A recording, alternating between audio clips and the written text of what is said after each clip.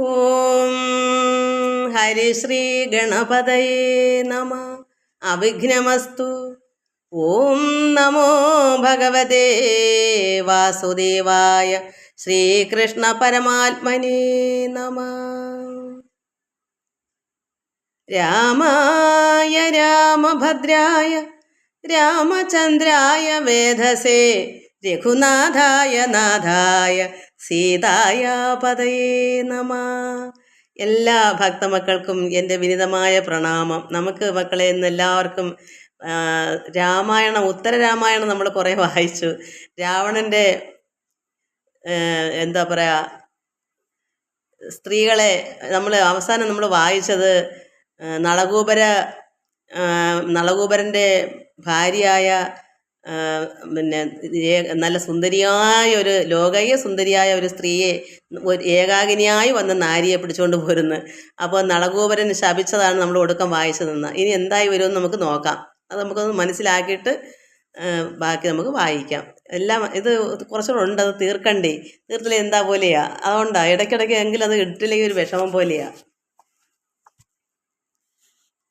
നളകൂബര ശാപമായിരുന്നു. ഇതായിരുന്നു കാരണം. ഈ കുട്ടിയെ, നല്ല സുന്ദരിയായൊരു കുട്ടി, ഇങ്ങനെ അതും നല്ല ഗീതങ്ങളൊക്കെ നന്നായിട്ട്, അയാൾ നോക്കിയാൽ അവിടെ നല്ല ഗാനങ്ങളൊക്കെ കേൾക്കുന്നത് എങ്ങനെയാ, സർവാംഗമെല്ലാം അലങ്കരിച്ച് അങ്ങനെ ദിവ്യാംബര ആഭരണ ലേപനങ്ങളാലും ഒക്കെ ലോകീയ സുന്ദരിയാകിയ ഒരു നാരി ഏകാഗിയായി വരുന്നത് കണ്ടപ്പോൾ അവന് വേഗേന ചെന്ന് കയ്യും പിടിച്ച് ഇരുത്തിടാൻ ആകുല മാനസയായി ചമഞ്ഞു. അവൾ ഭയന്നു പോയി, വിഷമിച്ചു പോയി. എന്നിട്ടോ, ആരു നീ ആകുന്നത്, എന്ത് നിൻ പേര്, ആരടോ നിന്നുടെ വല്ലഭൻ ഭാഗ്യവാൻ, നിന്റെ ഭർത്താവ് ഭാഗ്യവാൻ ആരാ, നീ സുന്ദരിയാണ്, അപ്പോൾ ആരാ നീ, നിന്റെ പേരെന്താ, ഇതൊക്കെ ചോദിച്ചപ്പോൾ, നിന്നോട് കൂടി രമിച്ച് വാണിടുവാൻ എന്നോട് തുല്യനായില്ല മറ്റാരുമേ എന്ന് ഇവൻ അങ്ങോട്ട് പുകഴ്ത്തി പറയാൻ, അത്ര സുന്ദരനാണ് ഞാൻ, ഈ ദശാനനൻ, അതുകൊണ്ട് എന്നോടുകൂടെ വസിച്ചിട്ട് ഇവിടെ നീ, പിന്നെ ഞാൻ നിന്നെ അയച്ചിടുവല്ലോ, നീ എന്നോട് സുഖിച്ചു കഴിഞ്ഞിട്ട് നിന്നെ ഞാൻ പറഞ്ഞയച്ചോളാം. ഇത്തം ദശമുഖൻ ചൊന്നത് കേട്ടപ്പോൾ ത്രസ്തയായി, അത്ര ഭയന്ന് പറയുന്നു. അവൾ എന്താ പറഞ്ഞു, മെല്ലവേ പറയുക. രംഭ എന്നാണ് അവളുടെ പേര്, ആ സുന്ദരിയായ സ്ത്രീയുടെ. അതും ഏകാകിനിയായി വന്നതാ. നിന്നുടെ പൂർവജനായ ധനേശ്വരൻ തന്നുടെ പുത്രൻ നളകൂബരൻ, അവൻ തന്നുടെ വല്ലഭയാകിയ രംഭ. അപ്പോൾ നിന്റെ ജ്യേഷ്ഠനാണ് വൈശ്രവണൻ. വൈശ്രവണൻ്റെ പേരാണ് ധനേശ്വരൻ എന്നും പേരുണ്ട്. അപ്പോൾ ധനേശ്വരനായിരിക്കുന്ന നിന്റെ ജ്യേഷ്ഠൻ്റെ മകൻ നളകൂബരൻ്റെ ഭാര്യയാണ് ഞാൻ. എൻ്റെ പേര് രംഭ എന്നാണ്. നിന്റെ പുത്രിയാണ്. നീ മനസ്സിലാക്കുമോ, നിനക്ക് പുത്രിയായി വരും ഞാൻ. കാരണം ജ്യേഷ്ഠൻ്റെ മകൻ്റെ ഭാര്യയാകുമ്പോൾ ഇയാളുടെ മരുമകളല്ലേ, അത് മകളല്ലേ. അതുകൊണ്ട് വല്ലാതെ കാര്യം ഓരായിക്കാൻ നീ നീ വേണ്ടാത്ത മനസ്സുകൊണ്ട് ചിന്തിക്കാതിരി, നിന്റെ മനസ്സ് ഇങ്ങനെ ദുഷിപ്പിക്കാതിരി, നല്ലവണ്ണം എന്നെ അങ്ങ് പറഞ്ഞയക്കൂ, വൈകാതെ പെട്ടെന്ന് തന്നെ എന്നെ ഇവിടുന്ന് മോചിപ്പിച്ച് പറഞ്ഞയക്കൂ. അപ്പോൾ ദശമുഖൻ ചൊന്നാൻ അതിൻ മൂലം പറയുന്നു. അപ്പം രാവണൻ എന്താ പറയുന്നേ, അപ്സര സ്ത്രീകൾക്ക് ദൂഷണമില്ലേതും, ആര് പിടിച്ചാലെടുത്താലൊന്നും അവർക്കൊരു വിഷമോ ദൂഷ്യങ്ങളൊന്നും ഉണ്ടാകത്തില്ല, നിങ്ങൾ അപ്സര സ്ത്രീകളല്ലേ. അൻപോട് ഇവണ്ണം പുണർന്നിതു രാവണൻ. അങ്ങനെ അവളെ നന്നായി കെട്ടിപ്പിടിച്ച് പുണർന്നു. അപ്പോൾ അവളെന്ത് ചെയ്ത് രാവണൻ, അപ്പോൾ രംഭയെ കമ്പം കലർന്നു പോയാൽ അവൾ ഭയന്ന് വിറച്ചുകൊണ്ട് പോയി. ചെന്നു നളകൂബരനോട് അവസ്ഥകളെ ഒന്നൊഴിയാതെ പറഞ്ഞത് രംഭ എല്ലാ കാര്യവും ചെന്ന് ഭർത്താവിനോട് പറഞ്ഞു. അൻപോട് ഇനിയും ഒരുത്തിയെ ചെന്ന് അവൻ അൻപോട് ഇവണ്ണം തൊടുകിൽ, ഇനി ഇങ്ങനൊരു കുട്ടിയെ ചെന്ന് ഇവൻ തൊട്ടാൽ അവൻ്റെ തല 7 നുറുങ്ങി വീണാശു മരിക്കെന്ന് രോഷാൽ നളകൂബരൻ ശപിച്ചിടാൻ ദേഷ്യത്തോടുകൂടി തന്നെ പറയും. ഇനി ഇവൻ ഇതുപോലെ പോയി ഒരു കുട്ടിയെ തൊട്ടാൽ അവൻ തല 7 നുറുങ്ങിപ്പോകട്ടെ എന്നവൻ ശപിച്ചു. അങ്ങനെ ശപിച്ചിടാൻ ഭേരിയും പാര മുഴക്കിനാർ. ദേവകളെല്ലാം അത് കേട്ട് അതിഭയങ്കരമായ വാദ്യഘോഷം മുഴക്കി. മാരി പോലെ പുഷ്പവൃഷ്ടി തൂകിന. അങ്ങനെ ദേവന്മാരെല്ലാം വാദ്യഘോഷങ്ങളും പുഷ്പവൃഷ്ടിയൊക്കെ നടത്തി. അന്ന് തുടങ്ങി ഇണങ്ങാതെ മാതരെ ചെന്ന് തൊടുകയും ഇല്ല ദശാനനൻ. അന്ന് തൊട്ട് കഴിഞ്ഞാൽ 7 തല നുറുങ്ങും. അതുകൊണ്ട് അവൻ ഒരു സ്ത്രീകളെയും ചെന്ന് പിന്നെ അവൻ ബലാൽക്കാരോട് തൊടത്തില്ല, ഇഷ്ടമില്ലാതെ. തൊടുന്നതിന് ഓർഡർ ചോദിച്ചിട്ട് ഇഷ്ടമുണ്ടെങ്കിൽ അല്ലാതെ തൊട്ടാൽ തല 7 പോകും. അതുകൊണ്ടാണ് ഞാൻ അന്നൊക്കെ പറയില്ലയോ, ഈ ഒരു വരം കിടക്കുന്നതുകൊണ്ട് അവൻ സീതയെ തൊടാനൊന്നും പറ്റത്തില്ല. തല നുറുങ്ങിപ്പോന്ന് ശാപം കിട്ടിയിട്ടുണ്ട്, നളകൂബരൻ്റെ ശാപം. അതുകൊണ്ട് നമുക്കിനി എന്താ വായിക്കാനുള്ളത്? ഇതാണ് നമ്മൾ കഴിഞ്ഞ പ്രാവശ്യം വായിച്ചത്. ഇനി നമുക്ക് സ്വർഗ വിജയം. ഇനിയിപ്പോൾ അവന് വിജയം കിട്ടാൻ പോവുകയാണ് രാവണന്. അവന് വരവുണ്ട് അങ്ങനെ. ഇനി ആരെ ജയിക്കാൻ യുദ്ധത്തിന് പോകണമെന്ന് കാത്തിരിക്കുക. അപ്പോൾ ഇനി എന്താ? ഉടനെ ആദിത്യൻ ഉദിച്ച് പിറ്റേന്ന് എന്ത് ചെയ്തു? നേരം ആദിത്യൻ സൂര്യനെ ഉദിച്ചപ്പോൾ അടുത്തത് നോട്ടം ദേവന്മാരിൽ ലക്ഷ്യമിട്ടാണ്. ആദിത്യൻ ഉദിച്ചിടിനാൻ അന്നേരം വാദിത്ര ഘോഷേണ രാക്ഷസവീരരും. നല്ല എന്താ പറയുക, വാദ്യഘോഷത്തോടെ യുദ്ധത്തിനായിട്ട് ദേവലോകത്തേക്ക് ചെല്ലുക, സ്വർഗത്തേക്ക്. സ്വർഗലോകം ജയിപ്പാൻ നടകൊണ്ടിതു ഒക്കെ നടുങ്ങി ഭയേന ജഗത്രയം. ഇവനിങ്ങനെ വാദ്യഘോഷത്തോടെ ദേവലോകത്തേക്ക് ചെന്നപ്പോൾ ജഗത്രയത്തിലുള്ള 3 ലോകത്തിലുള്ള സർവ്വപേരും ഭയന്നു. എന്താ ഇവിടെ ഇത്രയും ഘോഷങ്ങൾ, വാദ്യഘോഷങ്ങൾ, ഭയങ്കര കോലാഹലം, ഇതെന്താന്ന് പറഞ്ഞപ്പോൾ സപ്തസമുദ്രങ്ങളും പൂർണ്ണഘോഷേണ തൃപ്തി കലർന്നു പൊങ്ങി വരും പോലെ കോലാഹലം കേട്ടു വാസവൻ അന്നേരം ആലോല ചേതസ ചൊന്നാൻ അതിഭയാൽ. ഇത്രയും 7 സമുദ്രങ്ങൾ ഒരുപോലെ ഘോഷേണ തൃപ്തി കലർന്ന് പൊങ്ങിയാൽ എന്തൊരാരവമാണ്. 7 സമുദ്രം ഒന്നിച്ച് ഉയർന്ന് പൊങ്ങുന്ന ഒരു ആരവം, അതൊരു കോലാഹലം. അങ്ങനെയാണ് ഇവരുടെ വാദ്യഘോഷത്തോടെ ചെല്ലുന്നത് ഈ യുദ്ധത്തിന് വേണ്ടി. അത് കേട്ടിട്ട് വാസവൻ അന്നേരം ആലോല ചേതസ ചൊന്നാൻ ഭയത്തോടെ പറയുന്നു, ദേവന്മാർ പറയുന്നു. വാസവൻ എന്ന് വെച്ചാൽ ദേവേന്ദ്രൻ. ക്ഷീരപാരാവാര തീരം പ്രവേശിച്ചു നാരായണനെ സ്തുതിച്ചാൻ പലതരം. അപ്പം നമ്മളും മനസ്സിലാക്കാറുണ്ട് ഇതിനകത്ത്, നമുക്ക് നല്ല സമയം അല്ലെങ്കിൽ നമുക്ക് സ്തുതി തന്നെ വേണം. ഇന്ന് എന്നെ വിളിക്കുന്ന മക്കളോടെല്ലാം ഞാൻ പറയുന്നതാണ്, എന്നെ എന്തെങ്കിലും വിഷമമില്ല ഇങ്ങനെ വിളിക്കില്ലല്ലോ. ഇപ്പം നല്ല സുഖത്തോടുകൂടി ഇരിക്കുന്നവർക്ക് ആരെ വിളിക്കാം? ഈശ്വരാരാധന പോലും വേണ്ട, കാരണം അവർക്ക് വിഷമമില്ല.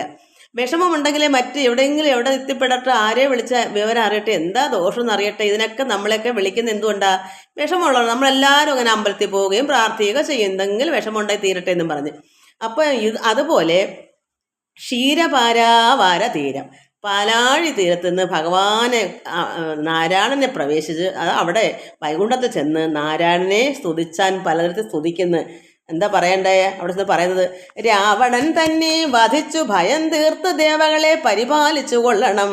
ആശ്രയം മറ്റില്ല ഞങ്ങൾക്കൊരു നാളും ആശ്രിത വത്സല കാരുണ്യവാരിധേ. അപ്പോൾ പറഞ്ഞു, ഞങ്ങൾക്ക് മറ്റാരും ആശ്രയമില്ല. രാവണൻ ഞങ്ങളെ വധിക്കാനായിട്ട് വരുന്നുണ്ട്.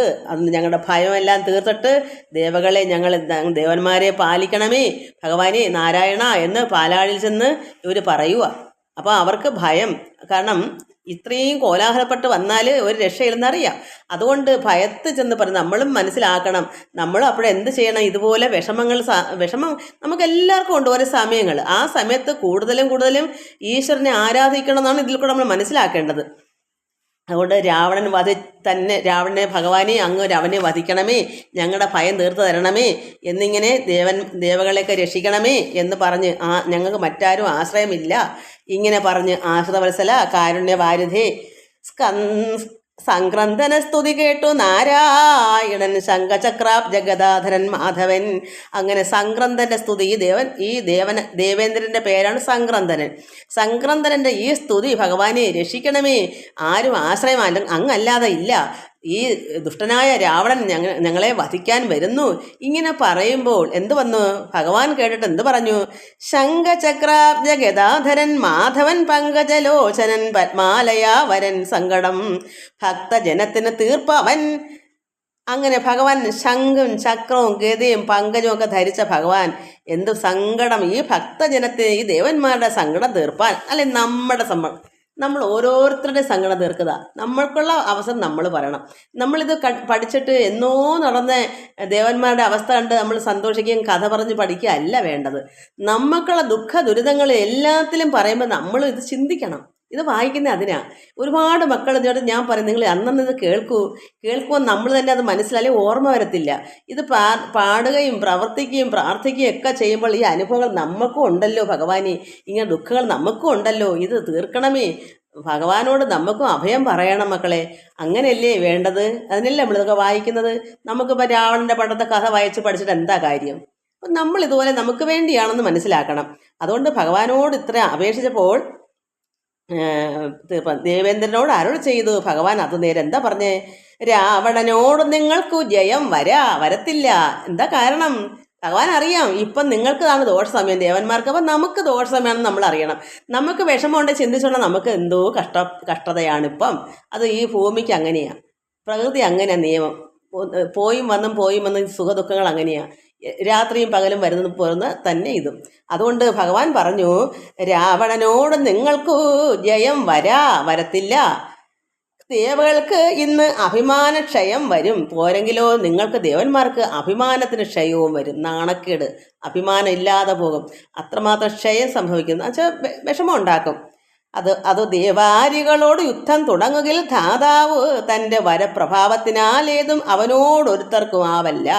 അതുകൊണ്ട് എന്താ നമുക്ക് തന്നെ വരാൻ കാരണം? ദേവന്മാർക്ക് ബ്രഹ്മാവ് കൊടുത്ത വരം അങ്ങനെയാണ്. ബ്രഹ്മാവ് കൊടുത്ത വരം കൊണ്ട് നമുക്ക് ദേവന്മാർക്ക് യുദ്ധത്തിൽ ജയം വരത്തില്ല. ധാതാവ് തൻ്റെ വരപ്രഭാവം, ആ വരം അത്രമാത്രം പ്രഭാവമുള്ളതാണ് ബ്രഹ്മാവിൻ്റെ വരം രാവണന്. അതുകൊണ്ട് അവനോട് ആർക്കും ഇപ്പം സാധ്യമല്ല ജയിക്കാൻ. ആദി കൂടാതെ വസിപ്പിനെല്ലാവരും ഖേദവും കാലാന്തരേണ തീർത്തിടുവൻ. നമുക്ക് കാലാന്തരേണ നമുക്ക് ഖേദം തീർക്കാം. ഇപ്പം നിങ്ങൾ സമാധാനപ്പെട്ട് അവിടെ പോയി കഴിയൂ. ഇപ്പം നമുക്ക് ഒന്നിനും ആവതല്ല, നമുക്ക് നല്ല സമയമല്ല, ഇന്ന് രാവണൻ്റെ സമയമാണ്. അതുകൊണ്ട് നമുക്ക് ആദി കൂടാതെ വിഷമം കൂടാതെ നിങ്ങൾ അവിടെ പോയിരിക്കും. നമ്മൾ സമാധാനമായിട്ടിരിക്കണം.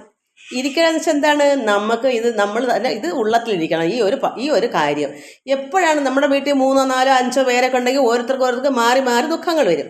ഒരാൾക്ക് സുഖം വരുമ്പോൾ അടുത്ത ദുഃഖമായിരിക്കും. ചിലപ്പോൾ എല്ലാവർക്കും ഒന്നിച്ച് വരുമ്പോൾ കടുപ്പം. ഈ ഒരു വീട്ടിൽ ഞങ്ങൾക്ക് അങ്ങനെ അനുഭവമുണ്ട്. ഇവിടെ 4 പേർക്കും ഒന്നിച്ച് ദുഃഖം ഈ ദോഷം ഉണ്ടായിരുന്നു.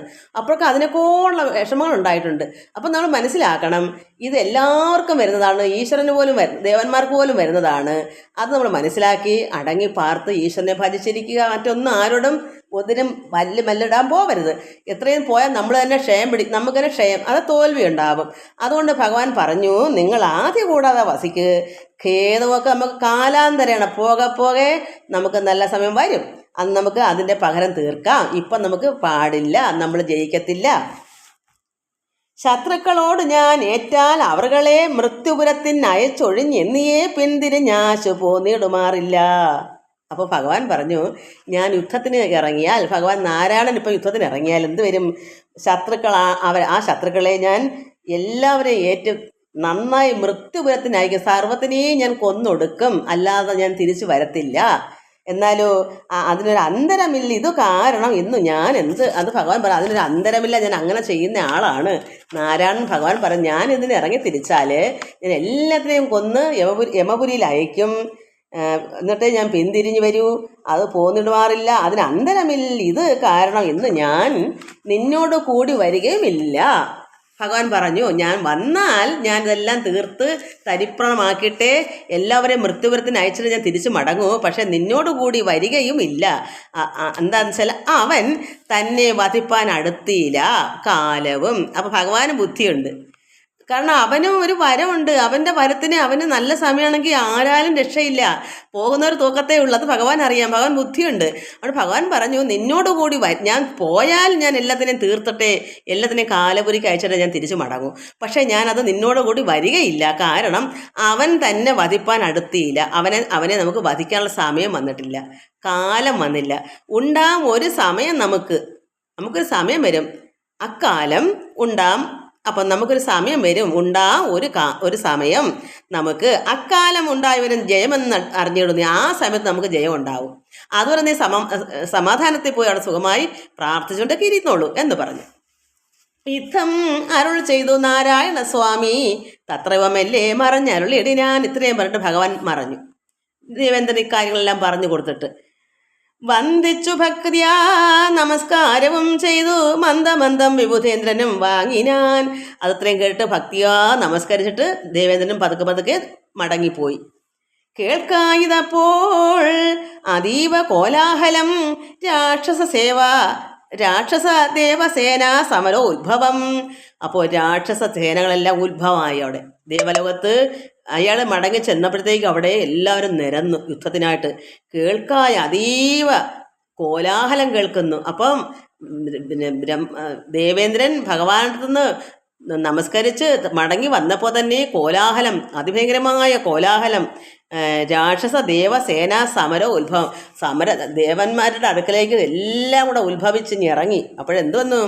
വാരണവാജികൾ കാലാൾ പട തമ്മിൽ പാരം അണഞ്ഞു.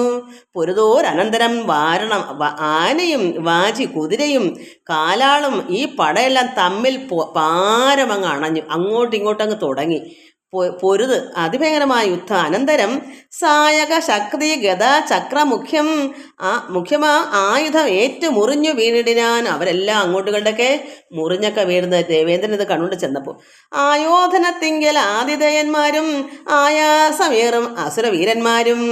ആയോധനത്തിങ്കൽ ആതിഥേയന്മാർ ദേവന്മാരും ആയാസമേറ്റ് അസുരവീരന്മാരും. ആയാസം ഏറുന്ന അത്രമാത്രം ശക്തിയുള്ള അസുരന്മാരുമായിട്ട് ആണ്. അപ്പോൾ അത്രയ്ക്കോളം അസുരന്മാർക്ക് ശക്തിയുണ്ട്, ആയാസമുണ്ട്, യാതൊരു വിഷമവുമില്ല, നന്നായി പൊരുതാനുള്ള ശക്തിയുണ്ട്. അതാണ് ആയാസം, ഏറും ശക്തിയുണ്ട്. അപ്പോൾ ആയോധനത്തെങ്കിൽ ഇവർ രണ്ട് കൂട്ടരും ശക്തി ആർക്കാ? അപ്പോഴും അസുരന്മാർക്കാണ്. അവർക്ക് ആയാസം ഏറ്റവും ഉണ്ടെന്ന് അത്ര ഏറും അസുരവീരന്മാരും. അപ്പോൾ സുമാലി സുതനുടെ സേനയും കെൽപ്പോടടുത്ത് ശരങ്ങൾ തൂകിയിടിനാൻ. അപ്പോൾ സുമാലി എന്ന് വെച്ചാൽ രാവണന്റെ പിതാവാ സുമാലി സുതൻ. അപ്പോൾ രാവണൻ സുമാലി സുതൻ മകൻ. അപ്പോൾ സുമാലിയുടെ സുതൻ ആരാ? രാവണൻ. സേനയും കെൽപ്പോടടുത്ത് ശരങ്ങൾ തൂകുന്നു, രാവണനും സേനയും.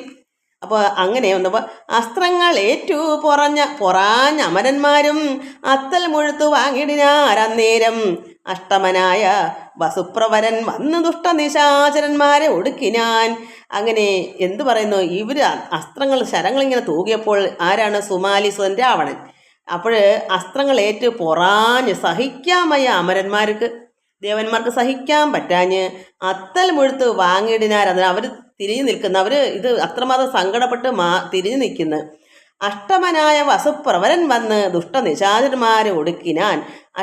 എട്ടാമനായ വസുപ്രവരൻ അപ്പോഴത്തെ ദേവന്മാരുടെ കൂടെ ഉള്ളവൻ ദുഷ്ടനിചാരന്മാരായ ഈ രാക്ഷസരെ ഒടുക്കിയപ്പോൾ പിന്നെ സുമാലിതൻ വാഹനവും കളഞ്ഞ് അന്യൂന ശക്തിയാ ഗതയും എടുത്തുടനെ. അപ്പം ഇങ്ങനെ എല്ലാം കൂടെ ഒടുക്കിയപ്പം സുമാലിതൻ വാഹനം എന്ത് ചെയ്ത് കളഞ്ഞിട്ട് അന്യൂന ശക്തിയാ ഗതയും എടുത്ത് എന്ത് ചെയ്തു? ചെന്ന് സുമാലിയെ തച്ചു പൊടിച്ചിതു. ചെന്നു യമാലയം പൊക്കു സുമാലിയും. അപ്പോൾ ഈ അഷ്ടനായ വസുപ്രൻ വന്ന് എല്ലാവരെയും ഒടിക്കപ്പോൾ പിന്നെ സുമാലി തൻ വാഹനവും കളഞ്ഞ് അന്യൂന ശക്തിയാ ഗതയും എടുത്ത് ചെന്ന് സുമാലിയെ തച്ചു പൊടിച്ചതു. ചെന്ന് യമാലയം പൊക്കു സുമാലിയും. ആ രാവണൻ്റെ സുമാലി എന്ന് പറഞ്ഞ ആണെന്ന് തോന്നുന്നു. സുമാലി രാവണൻ്റെ പക്ഷക്കാരനാ. അയാൾ ചെന്ന്, സുമാലിയുടെ മകനാണ് ഈ രാവണൻ. അപ്പോൾ സുമാലിയുടെ മകനാണ് രാവണൻ എനിക്ക് തോന്നുന്നത്. അപ്പോൾ സുമാലിയെ തച്ച് പൊടിച്ചു. അപ്പോഴെന്തു വന്നു? ചെന്ന് സുമാലിയെ തച്ച് പൊടിച്ചിതു. ചെന്നു യമാലയം പൊക്ക്, അതായത് കാലപുരത്തിലേക്ക് പോയി സുമാലി. അവിടെ നിന്ന് നിശാചര രാക്ഷസന്മാരെന്ത് ചെയ്തു? നിശാചര സൈന്യവും ഓടിനാർ സന്നദ്ധനായ. അത് കണ്ട് കോപം കൊണ്ട് അവിടെ നിന്ന് ബാക്കി രാക്ഷസന്മാർ ഓടി ഇത് കണ്ടുകൊണ്ട്. അപ്പോൾ കോപം പൂണ്ട് ആര് വന്നു? മേഘനാഥൻ നിജ തേരിൽ കരേറിനാൻ ആകുലമെന്നിയെ ഞാണൊലിയിട്ടും. അപ്പം ഞാണൊലിയിട്ടു ഈ മേഘനാഥൻ, അതായത് രാവണൻ്റെ മകൻ. ഇത് കണ്ടപ്പോൾ മറ്റ് രാക്ഷസന്മാരെല്ലാം ഓടിയപ്പോൾ ഇത് കണ്ട് സഹിക്കയ്യാഞ്ഞ് മേഘനാഥൻ, അതായത് രാവണൻ്റെ മകൻ എന്ത് ചെയ്തു? മേഘനാഥൻ നിജ അവൻ്റെ തേരിൽ കരേറി ആകുലം എന്നിയെ ഒരു വിഷമം ഇല്ലാതെ തന്നെ ഞാണൊലിയിട്ടിട്ട് ശീഘ്രം അടുത്ത് അത് കണ്ടു ദേവന്മാരും വ്യാഘ്രത്തെ കണ്ടു പശുകുലത്തെ പോലെ. മണ്ടുന്ന നേരം പറഞ്ഞു മഹേന്ദ്രനും കണ്ടു നിൽപ്പിൻ നിങ്ങൾ ഓടണ്ട, ആരും ഓടണ്ട എന്ന് പറഞ്ഞു. ഈ സുമാലിയെ തച്ചു പഠിച്ചപ്പോൾ ദേഷ്യം വന്ന് മേഘനാഥൻ ഇടപെട്ടു. മേഘനാഥൻ രാവണൻ്റെ മകൻ. അങ്ങനെ മേഘനാഥൻ വന്ന് തേരിൽ കയറി ആകുലമെന്നിയെ ഒരു ഞാണലിട്ടപ്പോൾ തന്നെ ശീഘ്രം അടുത്ത് ആരാണ് ഇത് കണ്ട് ശീഘ്രം വെച്ചാൽ എന്താണ്? ഇത് ഞാണലിയും ഇട്ട് ശീഘ്രം അടുത്ത് അത് കണ്ട്. പെട്ടെന്ന് ഇത് കാണുന്നു ദേവന്മാർ. എന്താ ദേവന്മാർ കാണുന്നത്? പെട്ടെന്ന് മേഘനാഥൻ ഇങ്ങനെ വന്നപ്പോൾ അവർ ഭയന്നു പോയി. എങ്ങനെയെന്ന് വെച്ചാൽ വ്യാഘ്രത്തെ കണ്ട് പശുകുലം എങ്ങനെയാ? അപ്പം സിംഹത്തെ കാണുമ്പം പശുകുലത്തിന് പകരം നമുക്ക് മാനിനെ പറയാം. പശുവിനെ പോലെ പാവം സാധു ജീവിയ മാന്. അപ്പം സിംഹത്തെ കണ്ട് മാനുകൾ എങ്ങനെ ഓടുന്നേ, അതുപോലെ ദേവന്മാരെല്ലാം ഓടി ശീഘ്രം അടുത്ത് അത് കണ്ട് പെട്ടെന്ന് ദേവന്മാർ കണ്ട് വ്യാഘ്രത്തെ കണ്ട് പശുകുലത്തെ പോലെ. അപ്പോൾ അതിൻ്റെ പോലെ എന്ന് വെച്ചാൽ അതിൻ്റെ അർത്ഥം എന്താണ്? ഒരു സിംഹത്തിനെ കണ്ട നമ്മളും ആരാലും ഓടും. അപ്പം വനത്തിൽ കാണുന്ന ജീവികൾ പശുവോ അല്ലെങ്കിൽ മാനും ഒക്കെയാണ്. അവരെങ്ങനെ ഓടുന്നത് അതുപോലെ ദേവന്മാർ ഓടിയപ്പോൾ അങ്ങനെ മണ്ടുന്ന നേരം പറഞ്ഞു മഹേന്ദ്രൻ. അത് ദേവേന്ദ്രൻ ഇവർ ഓടുന്ന കണ്ടപ്പോൾ പറഞ്ഞു, കണ്ടു നിൽപ്പിൻ നിങ്ങൾ ഓടായ്വിന് ആരുമേ, നിങ്ങൾ ആരും ഓടായി ഇവിടെ നിൽക്കൂ, നിങ്ങൾ ഓടണ്ട എന്ന് ഇന്ദ്രൻ പറഞ്ഞു. എന്തിനാ? എന്നുടെ പുത്രൻ ജയന്തൻ ഇവനോട് നിന്ന് പോർ ചെയ്യും, അവന് സഹായമായി നിന്നു കൊടുപ്പിൻ. ദേവേന്ദ്രൻ പറഞ്ഞു, നിങ്ങൾ ഓടണ്ട, എൻ്റെ മകൻ ജയന്തൻ ഇവിടെ ഇവരോട് പോരാടാൻ വരും, അപ്പോൾ അവനൊരു സഹായമായിട്ട് നിങ്ങൾ ഇവിടെ നിൽക്കൂ, നിങ്ങൾ ഓടാതിരിക്കൂ എന്ന് പറഞ്ഞു. എന്നുടെ പുത്രൻ ജയന്തൻ ഇവനോട് നിന്ന് പോർ ചെയ്യും, അവന് സഹായമായി നിന്നു കൊടുപ്പിൻ, എല്ലാവരും ഓടാതെ എന്ന് ദേവേന്ദ്രൻ പറഞ്ഞോരനന്തരം തന്നെ തേരിൽ കരേറി ജയന്തനും നന്നായി ശരങ്ങൾ പൊഴിച്ചാൻ മഴ പോലെ. അങ്ങനെ ജയന്തൻ നന്നായി മഴ പോലെ അസ്ത്രങ്ങൾ പൊഴിച്ചു. നന്നെത്രയും നല്ല വീരൻ ഭവാനെന്ന് പറഞ്ഞടുത്താൻ മേഘനാഥനും. കൊള്ളാം കൊള്ളാം എന്ന് പറഞ്ഞ് മേഘനാഥനും ഇത് നന്നായിരിക്കുന്നു. ഈ ജയന്തൻ അസ്ത്രങ്ങൾ പൊഴിച്ചപ്പോൾ മേഘനാഥന് ഇതെല്ലാം ആണോ? അതുകൊണ്ട് അവൻ കൊള്ളാം, നന്നായിരിക്കുന്നു, നല്ല വീരനാണ് എന്ന് പറഞ്ഞുകൊണ്ട് മേഘനാഥനും നന്നായി ശരങ്ങൾ പൊഴിച്ചു. ആരുടെ അടുത്ത ജയന്തനോട്. അങ്ങനെ പൊഴിച്ചാൻ അതുനേരം ഒന്ന് തളർന്നു ജയന്തനും സേനയും. അപ്പോഴും ഇത്രയും മേഘനാഥൻ പറഞ്ഞുകൊണ്ട് നന്നായി ശരങ്ങൾ ചെയ്തപ്പോൾ ജയന്തനും അയാളുടെ സേനയും എന്ത് ചെയ്ത് തളർന്നു, വിഷമിച്ചു. എന്നാലും ഏത് ഇളച്ചതില്ല അവൻ പിന്നെയും ഘോരമായി വന്നിതു യുദ്ധവും. അപ്പോൾ എന്നാലും ഇളച്ച് തളർന്ന് നിന്നെങ്കിലും മുഷിഞ്ഞ് അങ്ങ് വിട്ടുമാറിയില്ല, ഇളയ്ക്കാതെ തന്നെ പിന്നെ ഘോരമായി വന്നിതു യുദ്ധവും. ആതിഥേയന്മാരും ആശരേശന്മാരും ആദ്യമൊഴുത്തു മറിഞ്ഞു വീണീടിനാൽ ഇരുകൂട്ടരും മറിഞ്ഞു വീഴുന്നു. ആദ്യമൊഴുത്ത് ഇരുകൂട്ടരും. മാതലി പുത്രനാം ഗോമുഖാൻ ഇന്ദ്രജൻ സൂതനെ അവന് എയ്താൻ മേഘനാഥനും. മാതലി എന്ന് പറയുന്നത് ആരാ? ഇന്ദ്രൻ്റെ തേരാളി, അതായത് തേര് തെളിക്കുന്ന ആര്? ഡ്രൈവറാണെന്ന് തോന്നുന്നു മാതലി. അപ്പോൾ മാതലിയുടെ പുത്രനാന്ന ഗോമുഖ ഇന്ദ്രജൻ സൂതൻ അവനെ എയ്താൻ മേഘനാഥന്. അപ്പം മേഘനാഥൻ അങ്ങോട്ട് എയ്തപ്പോൾ ഇന്ദ്രാത്മജൻ അത് കണ്ടതാ രാവണി തന്നുടെ സൂതനെ എയ്തു പിളർന്നിതു. ഇത് കണ്ടപ്പോൾ ഇന്ദ്രാത്മജൻ എന്ത് ചെയ്ത്? ഇന്ദ്രൻ്റെ മകൻ ജയന്തൻ അത് കണ്ടപ്പോൾ രാവണി തന്നുടെ സൂതനെ, രാവണിക്കുണ്ട് തേരിൻ്റെ തേരാളി ഡ്രൈവർ, അവനെയും ഇവർ തിരിച്ചങ്ങോട്ട് എയ്ത് പിളർന്നു. മേഘനിനാഥനെയും പല ബാണങ്ങൾ ആകുലം ഏറ്റുമാറെയ്തു ജയന്തനും. മേഘനാഥനെയും പല പല ബാണങ്ങൾ ആകുലമോട് ജയന്തനും തിരിച്ചങ്ങോട്ട് നന്നായി വിട്ടുകൊടുത്തു. തൽക്ഷണം ബാണങ്ങൾ തോമരം വാൾ ഗദാശക്തികൾ ശൂലങ്ങൾ വെൺമഴു കുന്തങ്ങൾ ഇങ്ങനെ ഓരോരോ ആയുധങ്ങളുമായിട്ട് അസ്ത്രശസ്ത്രം പൊഴിച്ചാൻ മേഘനാഥനും അത്തൽ മുഴുത്ത് ഒഴിച്ചാൻ അമരന്മാരും. അസ്ത്രശസ്ത്രം ഇങ്ങനെ പല പല കുന്തങ്ങളും എല്ലാമായിട്ട് മേഘനാഥൻ എഴുതപ്പോൾ അത് രാവണിയാണ് മേഘനാഥൻ, പിന്നെ രാവണൻ്റെ മകനാണ് മേഘനാഥൻ എന്ന് പറയുന്നത്. ഇന്ദ്രജിത്തിന് അന്നേരം പേര് വന്നില്ല, പിന്നെ ബ്രഹ്മാവ് പേര് കൊടുക്കും. ആണ് ഇന്ദ്രനെ ജയിക്കുമ്പോഴാണ് ആ പേര് വരുന്നത്. അതുപോലെ അപ്പോൾ അവൻ്റെ പേര് മേഘനാഥൻ എന്നാണ്. രാവണി എന്നും പറയും രാവണൻ്റെ മകനെ. അപ്പോൾ അയാൾ എന്ത് ചെയ്തു? മേഘനാഥൻ രാവണി അസ്ത്രശാസ്ത്രം ശരിക്ക് പൊഴിച്ചാൻ മേഘനാഥന് അത്തൽ മുഴുത്ത് ഒഴിച്ചാൽ അമരന്മാർക്ക് അത്ര ഭയങ്കരമായ വിഷമമുണ്ടായി, അത്തലായി. മാതാവു തൻ പിതാവായ പുലോമാവ് ആദ്യമൊഴുത്തു ജയന്തനെയും കൊണ്ട് വാരുധിയിൽ പുക്കൊളിച്ചാൻ അതുനേരം ധീരത കൈക്കൊണ്ടു നിന്നാരാസുരരും പങ്ക്തി കണ്ടന്തതാ ബാണഗണം അന്തമില്ലാതോളം തൂകിനാൻ അന്നേരം. അതായത് മാതാവുതൻ പിതാവായ പുലോമാവ് എന്ത് ചെയ്തു? മാതാവാരാണ്? ഇന്ദ്രൻ്റെ ഭാര്യയാണല്ലോ ജയന്തൻ ഇന്ദ്രൻ്റെ മകനാണെങ്കിൽ ഇന്ദ്രൻ്റെ ഭാര്യയാകുന്ന അത് മാതാവ്. ആ മാതാവിൻ്റെ തൻ പിതാവാരാണ്? അമ്മയുടെ അച്ഛൻ, അതിൻ്റെ പേര് പുലോമാവ്. അപ്പം നമുക്ക് ഇതിൽ കൂടെ എനിക്കറിയും, ഇതിങ്ങനെ മനസ്സിലാക്കുന്നല്ല, എനിക്കറിയില്ല. അപ്പം മനസ്സിലാക്കണം, മാതാവ് തൻ പിതാവായ അപ്പം അമ്മയുടെ അച്ഛനായ പുലോമാവ് എന്ത് ചെയ്തു? ആദ്യം ഒഴുത്ത് എന്താ? ജയന്തനായ യുദ്ധത്തിന് നിൽക്കുന്നത്. അപ്പം മേഘനാഥനോട് അത്രമാത്രം ഭയങ്കരമായ യുദ്ധമാണ്. ഇത് കണ്ട് ആദ്യം ഒഴുത്ത് മുത്തച്ഛനല്ലേ, അത് അമ്മ